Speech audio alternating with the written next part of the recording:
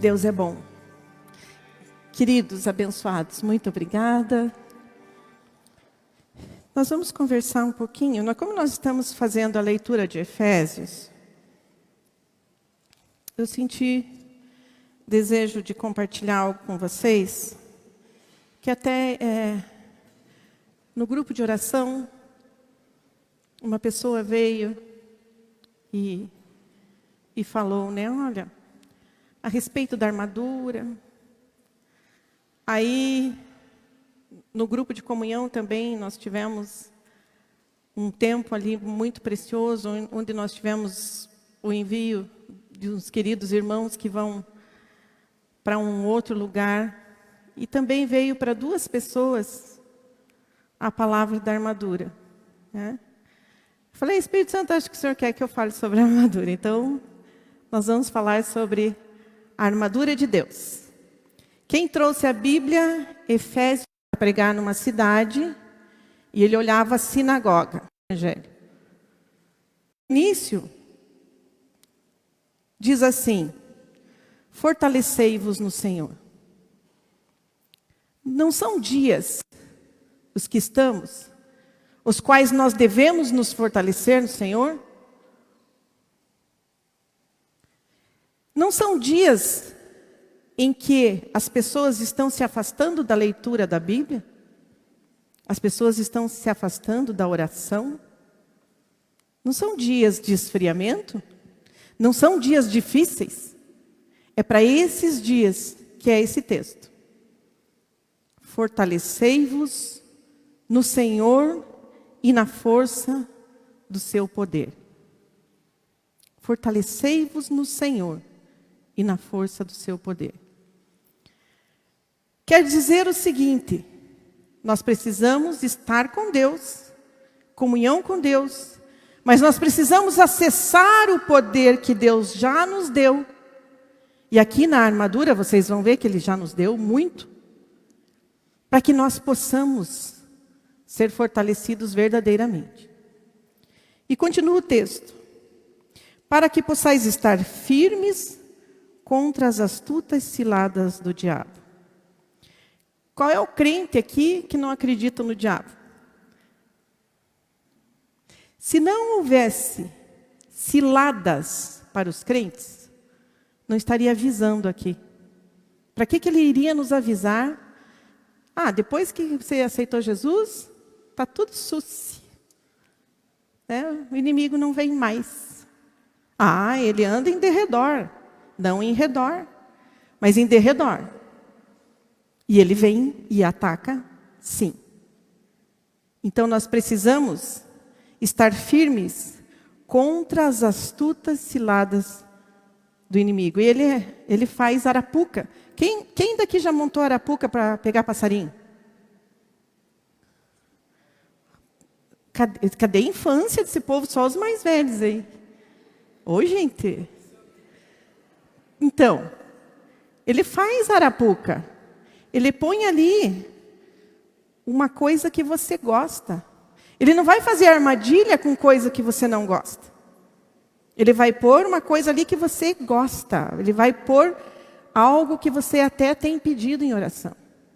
Muitas vezes. Ele coloca ali.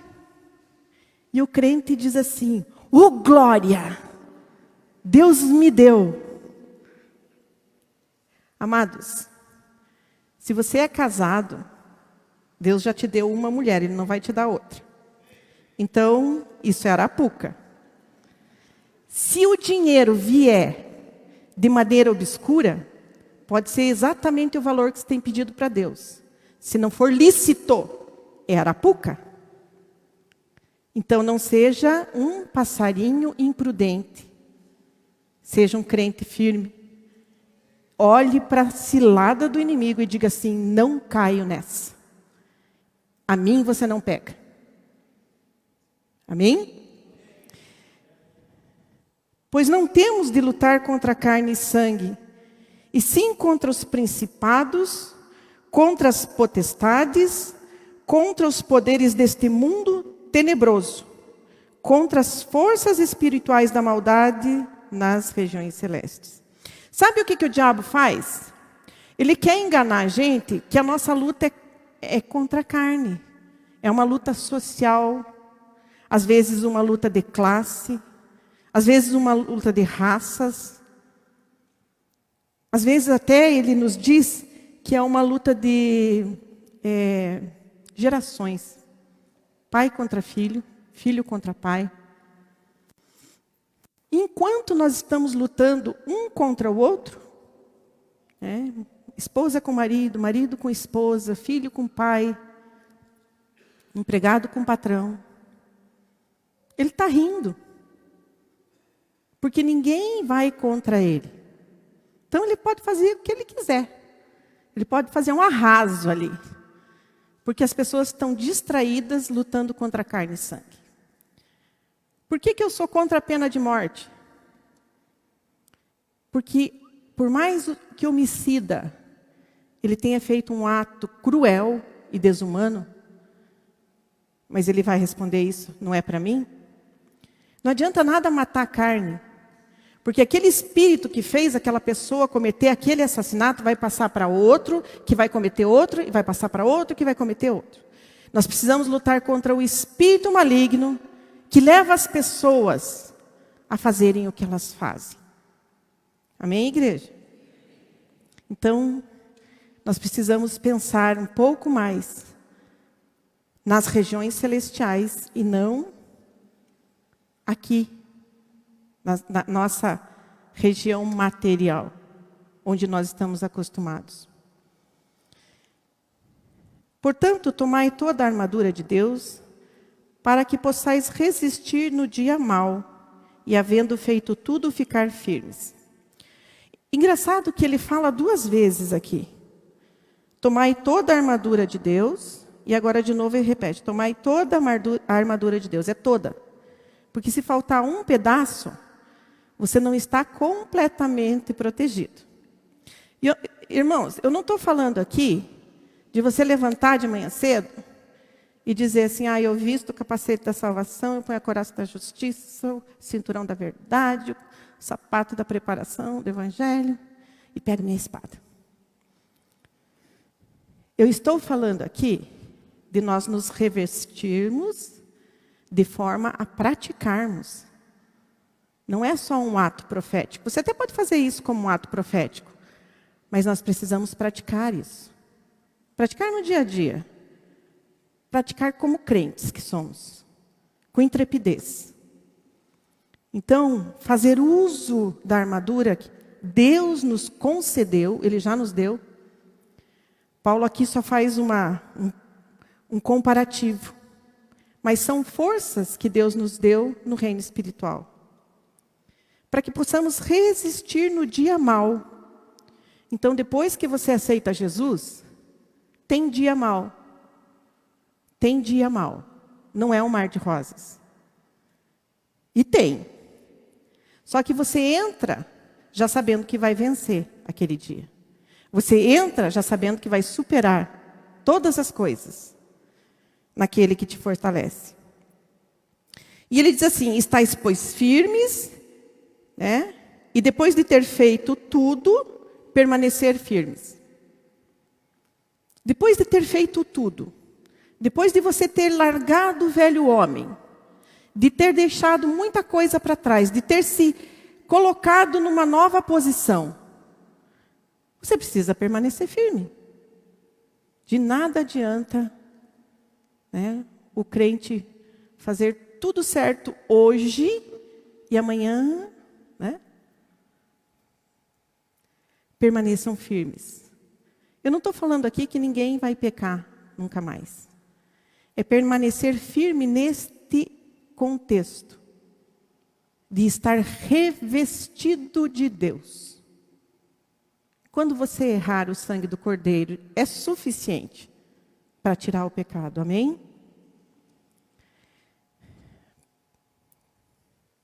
Eu quero projetar as figuras que eu trouxe. A primeira, por gentileza, do cinturão. Essa. Esse versículo diz assim, estáis, pois, firmes, tendo cingido os vossos lombos com a verdade. Cingir os lombos, o cinturão da verdade. Aqui ainda não dá para ver bem, mas o soldado romano, ele apesar de ser, né, forte, musculoso, como que Paulo chegou nessa armadura? Paulo vivia preso, a figura que ele tinha de autoridade, sempre do lado dele, era o soldado romano.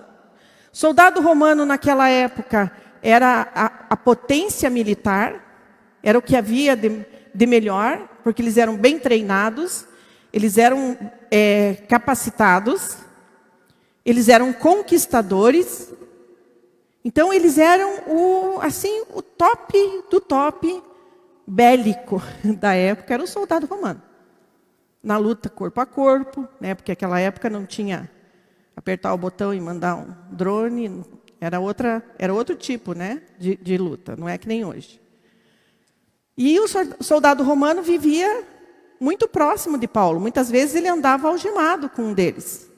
Então ele começou a reparar e dizer assim: por que esses caras são imbatíveis na batalha? Por que eles vencem todas as batalhas? E aí ele começou a olhar essa roupa, né? Certamente não é por causa dessa sainha que eles usam, né? Porque, apesar de musculosos, fortes, eles usavam, e era mais esvoaçante até. Era cheia de pregas, essa aqui não está representando muito bem. Mas ela é mais esvoaçante. Então, para que, na hora da batalha, eles não se embaraçassem com tanto pano, porque aquilo, né, eles tinham muita agilidade nos golpes, eles se viravam com muita rapidez, e aí, para eles não se embaraçarem naqueles panos, eles punham esse cinturão. E Paulo chegou à conclusão que aquilo que nos dá mobilidade, que não nos deixa embaraçar, é a verdade. Você alguma vez, não precisa levantar a mão, já se embaraçou por causa de uma mentira? Uma mentirinha aí, né? Mentirinha branca que conta por aí. E aí depois você se viu, e agora? Puxa vida. Alguém já fez isso? Pense aí no íntimo. Isso não te tira a mobilidade para acertar um golpe certeiro em Satanás? Isso não te tira a agilidade, a flexibilidade? Você se prende, a mentira te prende. A Bíblia diz que a verdade nos liberta. Então, a mentira, ela não nos permite lutar com toda a liberdade, com toda a agilidade que a gente tem. Por isso nós precisamos pôr um cinturão, cingir os nossos lombos com a verdade. Cingir os lombos com a verdade e vestir a couraça da justiça. A couraça, o seguinte, era feito de metal, são escamas, uma sobreposta à outra. Então, essa couraça também permitia eles abaixarem, não era uma coisa dura, né, inflexível. Mas protegia. Se veja que ali, neste local, no tórax, está todos os nossos órgãos vitais estão aqui. Coração, pulmão, os rins, né? Todos os nossos órgãos vitais, fígado, tudo protegido aqui, com essa couraça. E Paulo disse assim, couraça da justiça, porque a justiça que nos justifica, que nos protege, é a do sangue do Cordeiro. É a que Ele nos justificou. Quando Ele morreu na cruz por nós, Ele nos trouxe vida em abundância, nos trouxe proteção, nos deu saúde, porque tirou as enfermidades. Nós podemos lutar contra enfermidades hoje.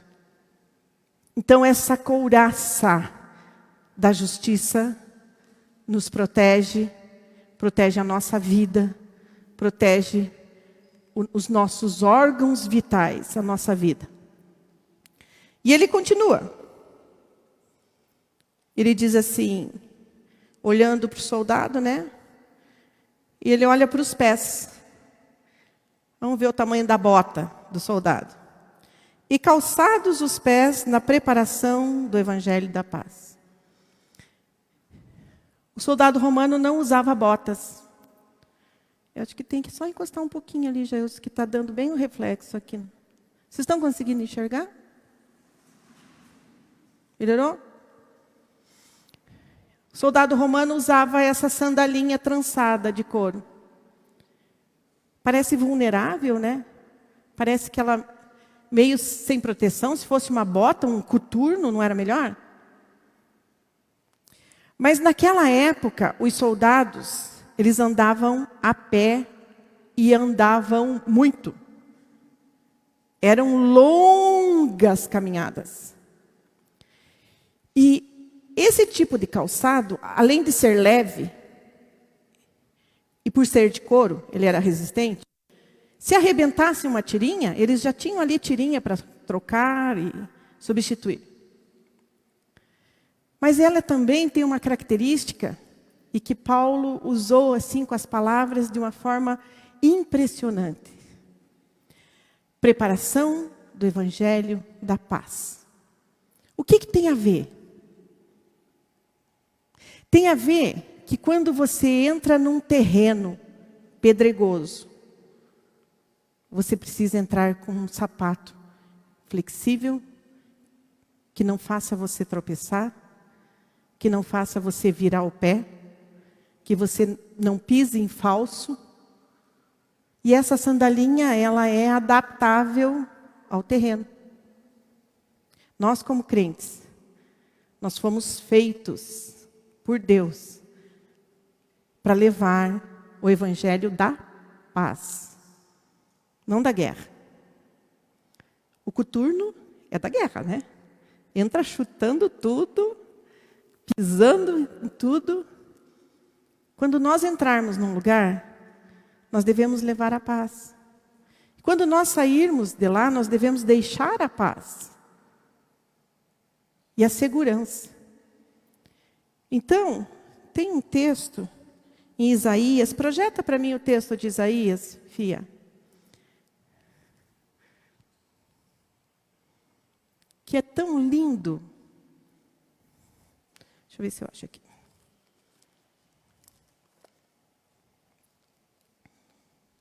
Conseguiu?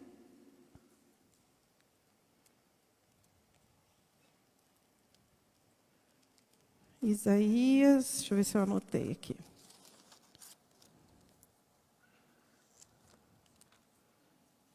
Pior que eu acho que eu não anotei o texto.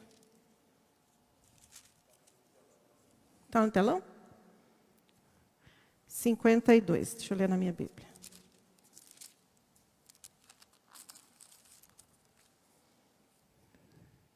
(52) a partir do verso 7.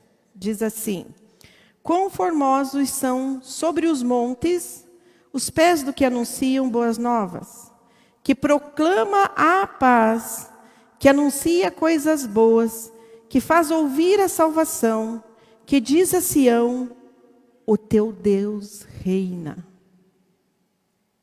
Não é lindo você entrar num lugar, anunciar a paz, trazer a paz? Esse aqui é um versículo para nós, que nós devemos carregar aqui, ó, dentro do peito. E nós dizermos assim, ó: o teu Deus reina. Dizer para a pessoa: olha, não se preocupe com os governantes desse mundo. Não se preocupe com os governantes desse mundo. Entra um, sai outro. Não se preocupe. Se preocupe em saber uma coisa: o teu Deus reina. O teu Deus governa. Quando nós entramos em um lugar, nós entramos com essa incumbência. É isso que nós devemos levar. E os nossos pés têm que ser ágeis, flexíveis. Nossos pés têm que ser leves, não pesados. Pés de sandalinha de couro. Pés bonitos, né? Quão formosos são. Até fica bonitinho mesmo, né? Você acha que os homens deviam usar esse sandalinho para vir para o culto? O que vocês acham? Ia ficar legal. Anselmo, vou comprar uma para você. Continuando ali. Tomando, sobretudo, o escudo da fé, com o qual podereis apagar todos os dardos inflamados do maligno. Olha esse escudo, que legal. Esse escudo, ele é um escudo feito com duas madeiras, duas tábuas, né? Prensadas. E aí elas são encurvadas. Coloca uma trava de metal. Ela fica repuxando os dois lados da madeira. Recoberto com couro. Ele tinha mais ou menos 1,5 metro. Era um escudo grande. Ficava na cintura de alguns, no peito de outros, né? 1,5 metro de altura. Pesado. Mas era a proteção. E eles carregavam isso em todas as guerras. Quando eles acampavam perto de um riacho, eles deixavam imerso na água. Deixavam molhando lá. Até encharcar esse couro. Ficava mais pesado. Mas por que eles faziam isso? Porque naquela época eram lançadas as setas flamejantes, as flechas com fogo. E o soldado romano, na batalha, ele empunhava o escudo, as flechas vinham, batiam naquele couro molhado, apagavam, eles podiam até pegar e lançar de volta. Então, era uma forma de se livrar, como Paulo diz, dos dardos inflamados do maligno. E o interessante também desse escudo, não sei se vocês assistiram algum filme de guerra romano, eles levantavam um escudo, o outro levantava assim já do ladinho, o outro do ladinho, e eles faziam o que era chamado, e uns vinham por cima e cobriam. Então eles faziam o chamado tartaruga, casco de tartaruga. Isso, para nós, quando Paulo compara com o escudo da fé, nós podemos aprender que a nossa fé, ela também pode ajudar o outro. Ela também pode cobrir o outro. Não serve só para nós. Ela é para usarmos em conjunto. A nossa fé é para ser usada contra os dardos inflamados do maligno. E esses dados? Como que a gente refuta esses dados? Aqueles que o diabo tem mandado para nós hoje. E ele envia vários. Algumas setas vêm e dizem assim, não, teu marido não te dá bola. Teu marido não gosta de você.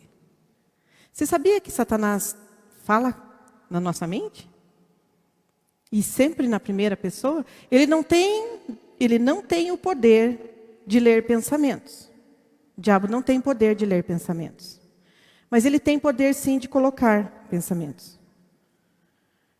E ele fala na nossa mente. E muitas vezes nós damos vazão a essa fala. Nós incumpridamos a conversa. Como fazer para anular esses dados? Por exemplo, quando chega teu filho, aqui não, né? Eu sei que não. Mas discute com você, briga com você. E vem na sua mente não tem jeito. A tua fé na palavra de Deus, você vai dizer assim, meu filho é herança do Senhor, e o fruto do meu ventre é abençoado. Isso está na palavra. E eu tenho fé. eu tenho fé, essa situação vai mudar. O dardo vem, acolher o dardo, cabe a nós. Se você levantar um escudo da fé e dizer assim, isso aqui não pega, em mim não cola, você apaga, você tira a força daquele dardo. E depois pode lançar de volta no inimigo. Quando teu filho tiver uma vitória, você pega aquele dardo e diz assim, lembra aquele dia que você falou para mim aquilo? Toma aí, ó. Recebe de volta. Meu filho, ele é vitorioso. A fé é o que nos faz agradar a Deus. Sem fé, é impossível agradar a Deus. Levante o seu escudo hoje, não permita. E levante para o seu colega, para o seu amigo, para o seu irmão. Quando ele vier falar, puxa, eu estou desanimado, porque isso, porque aquilo, você levanta o escudo dele e o teu junto. E diz assim, em fé, declare a vitória. Em fé, caminhe para a vitória. Em fé, você vai alcançar.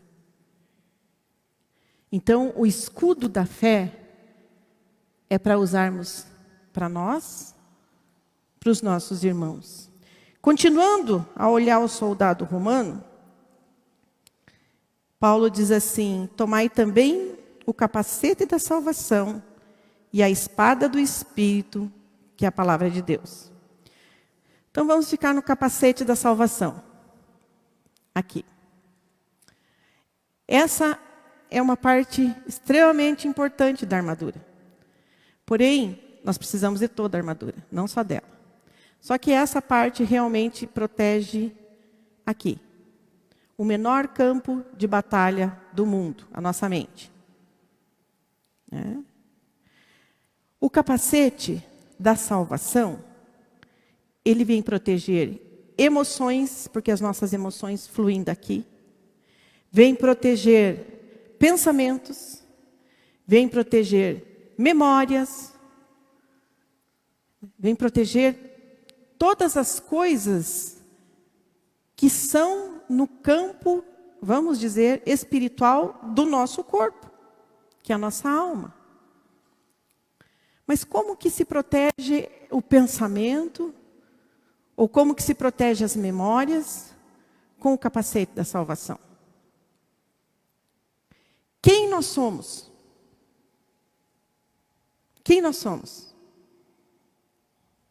Santos, remidos, comprados por alto preço. Nós somos filhos, nós somos herdeiros. Esses devem ser os nossos pensamentos. Sabe quando o mundo nos rejeita? Não sei se vocês sabem, eu sei. Quando o mundo nos rejeita, nós devemos vestir esse capacete assim, ó, e pensar, eu fui salva, eu fui escolhida. O Rei do Universo decidiu morrer por mim. Essa é a minha importância, esse é o meu valor. Não importa o mundo. Não importa o que as pessoas pensem. Eu fui comprada com alto preço. Eu tenho um propósito. Porque várias vezes eu converso com pessoas e pensamentos do tipo, eu não tenho propósito, a minha vida não tem sentido. Várias vezes atacam. E eu preciso ajudar essa pessoa a vestir o capacete da salvação. E muitas vezes eu digo assim, você foi comprado por alto preço. E se você foi comprado por um preço tão alto, é porque tem valor. Então esse capacete protege todas as nossas emoções, as nossas memórias, até essas mais recentes agora, né? Que também estão por aí, pensamentos de que Jesus foi só um grande homem que pregou o Evangelho, mas fez milagres, mas ele não é o Filho de Deus. Com esse capacete, nós vamos na palavra. Nós lemos aquilo que fala sobre nós na palavra. Nós nos revestimos desse poder, dessa autoridade. E nós dizemos para os nossos pensamentos, não caia nessa cilada. Você foi comprado por alto preço. Jesus é o Filho de Deus. E Ele te salvou. Esse capacete é de suma importância para que nós possamos proteger esses pensamentos que nos derrubam, que nos afetam. E por fim ele fala da espada do Espírito. A última peça da armadura é uma peça de ataque. Se vocês perceberem, a armadura toda são peças de proteção. Protege órgão vital, protege pensamento, cabeça, protege os lombos. Mas essa peça, a espada do Espírito, é a única peça que nós temos para o ataque. Então, é necessário você comprar essa arma. Quem daqui gosta de armas? Ninguém? Essa aqui vocês têm que gostar. Essa aqui vocês têm que gostar. Vamos comprar uma espada. Porque, gente, eu vejo as pessoas dizerem assim, isso é mania do crente, né? De pegar a Bíblia. Falar assim, estou protegido, eu trouxe minha espada. De nada adianta você ter uma Bíblia em casa. Porque a Bíblia é logos. Você precisa da palavra rema. Você precisa falar da palavra. Você precisa declarar a palavra. Você precisa andar na tua casa e declarar tudo que você sabe que é a promessa de Deus que tem na Bíblia para você, para a tua casa e para os teus filhos. Aí ela vira espada. Fechadinha na prateleira, dentro da bolsa, é um livro. Pega fogo até. Se você botar fogo, pega fogo, sabe? A Bíblia queima. Então, a gente precisa usar a Bíblia como palavra rema. E para isso a gente precisa ler. Por isso que eu digo comprar. Porque você precisa se empenhar. Você precisa dedicar, investir teu tempo na leitura daquilo que é a promessa de Deus para a sua vida. Daquilo que você pode alcançar no Senhor. Palavra rema. Quando Jesus foi, vamos dizer assim, testado pelo diabo no deserto, ele só usou a palavra rema. Está escrito, está escrito. O diabo vinha, trazia uma proposta e ele devolvia com a palavra, ele dava uma espetada com a espada. Ele dizia, está escrito. O que está escrito a teu respeito na Bíblia? Qual é o teu versículo rema? Quem tem um aí? Levanta a mão. Quem tem um versículo rema? Fala bem alto, Sol. Qual que é o teu versículo?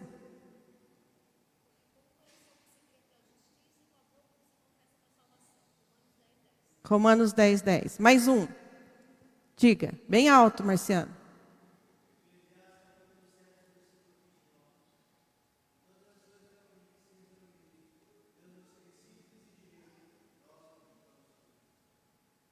Amém. Nós precisamos declarar os versículos rema na nossa vida. Aí ele se faz espada. Ele é cortante. Senão, é logos. É só palavra. Nós precisamos ter em mente tudo aquilo que a Bíblia diz que eu sou. Como a Cris postou hoje. Eu sou aquilo que a Bíblia diz que eu sou. Então eu tenho que saber o que a Bíblia diz que eu sou. Porque eu preciso saber quem eu sou. E nós não somos pouco. Nós não somos pouco. Só que daí existe uma arrogância no crente em achar que porque escolhido, porque é salvo, porque é livre, porque é liberto, por ter várias promessas sobre a vida dele, então os outros não são nada. Esse é um perigo. Porque essa espada é para defender povos. Essa espada é para defender pessoas. Vocês não são guerreiros revestidos da armadura só para se proteger. Vocês vão lutar pelos outros. Vocês vão destruir Satanás na vida das pessoas. Vocês foram formados por Jesus para destruir as obras do diabo. Amém? Quem quer destruir as obras do diabo? Vamos estudar a Bíblia. Vamos ler a palavra. Vamos saber como proceder. E aí, quando ele diz: tomai a espada do Espírito, que é a palavra de Deus, essa correlação palavra e Espírito, muitas vezes nós esquecemos. Nós sabemos que o Espírito Santo é uma pessoa, mas a palavra é o Espírito. Então, quando ela é lançada, ela dá frutos. Não segure, não retenha, abra, libere, declare. Quando você estiver em casa, faça um exercício. Fala para o Espírito Santo assim: põe um guarda na minha boca, que eu não libere nenhuma palavra que faça mal, nem contra mim, nem contra meu irmão. Mas que eu libere palavras vívidas, que de mim flua rios de água viva, para que eu possa trazer à existência da minha vida, da minha família, aquilo que Deus tem para nós. Seguindo adiante, Paulo diz assim: e orai o tempo todo, com toda a oração e súplica no Espírito. Vigiai nisso com toda perseverança e súplica por todos os santos. Como que ora o tempo todo? Como que ora o tempo todo? Em espírito. Paulo está dizendo para você ficar o dia inteiro. O marido chega. Onde está tal coisa? Tem almoço? Lavou minha cueca? Não é assim. Orar o tempo todo em espírito é você saber que o tempo todo Deus está com você. E se você está na presença dEle, não é aquela história: vou entrar na presença de Deus. Você já está. Você está, Ele está com você. Então você está falando com Deus o tempo todo. Quando nós estamos com o nosso esposo, andando no carro, nós não dizemos o tempo todo para ele: oi, tudo bem? Como é que você vai? Para onde que nós vamos? Daí ele responde, daqui a pouco você diz: oi, tudo bem? Então, aquilo lá você já pagou, aquela conta? Não, você simplesmente vai falando, você vai conversando. Eu aprendi, quando eu aprendi isso, para mim mudou a minha vida. Porque, sim, o tempo de oração em particular, o tempo de oração, você e Deus, você e o Espírito Santo, esse é insubstituível. Mas a conversa com Ele durante o dia faz toda a diferença. Então você está ali, conversando na sua mente. Você está dizendo: Deus, olha essa situação, eu preciso de uma direção. Me traz uma orientação. Deus, eu tenho tal e tal coisa para resolver com a fulana. Eu preciso ir na casa, fazer uma visita para a ciclana. Eu preciso de orientação. Eu quero conversar com meu filho, minha filha. Eu preciso de orientação. O tempo todo, o dia todo. Muitas vezes até fazendo compras, né? Você diz: Espírito Santo, qual que é o melhor aqui? Levo esse ou levo esse? É uma intimidade. É uma intimidade. É o teu melhor amigo. Então você pode conversar o tempo todo. O tempo todo, orai em todo o tempo, com toda oração e súplica no Espírito. Vigiai nisso, com toda perseverança e súplica por todos os santos. Orai também por mim, para que me seja dada, no abrir da minha boca, a palavra com confiança, para com intrepidez fazer conhecido o ministério do Evangelho.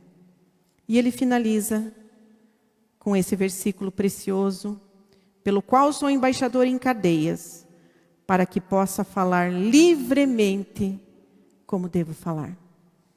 Na cadeia, ele falava livremente. Amados irmãos, nós somos a igreja dos últimos dias. Não a dos santos dos últimos dias, né? Nós somos a ágape igreja dos últimos dias. Por quê? Jesus está voltando. Está aí. Só quem não quer ver, não enxerga. É tempo da gente fazer algo diferente. É tempo da gente se revestir contra essas más notícias que vêm, contra esse turbilhão de informação da falsa profeta. E nós precisamos, depois de revestidos, depois de paramentados, eu digo para vocês, avaliem a armadura. Veja como está a sua armadura. Talvez aqui precise de um polimento na couraça da justiça, ou o cinto da verdade meio que desengatou aqui, eu tenho que fazer um reajuste. Avalie como está a sua armadura. Quando você é provado, você pensa na tua salvação? Quando você é também submetido àquelas provas mais intensas, que é os desejos do ser humano, você tem colocado o capacete, o cinturão da verdade? Você tem falado a verdade? Ou não, mas é só uma mentirinha. Você sabia que se você tem a intenção no coração, já é um pecado? Então, muitas vezes a gente precisa ser verdadeiro conosco mesmo e pensar, qual é a intenção que eu fiz isso? O que eu procurei alcançar agindo dessa forma? Aí sim é verdade. Você olhar para dentro de você, para as tuas atitudes, e avaliar se você tem sido verdadeiro, verdadeira, se nós estamos realmente seguindo a Jesus Cristo, que era transparente. Eu gostaria, e não quero que seja por emoção, mas eu gostaria que aqueles que precisam polir as suas armaduras viessem à frente. Aqueles que querem refazer alguma peça. Eu quero pedir aos irmãos ungidos ao ministério que venham à frente para orar por aqueles que querem se revestir novamente. Lá atrás eu menti, eu enganei, eu fiz, eu aconteci, eu duvidei da salvação. Qualquer coisa, irmãos, nós estamos aqui hoje é para limpar a armadura. É para jogar fora aquilo que fica, vamos dizer, trazendo crostas na nossa armadura. Então venham à frente. Não tenham digamos assim, nenhuma vergonha, porque é tempo de fazer diferente. É tempo de guerra, é tempo do fim. Nós não podemos perder tempo com medo ou vergonha.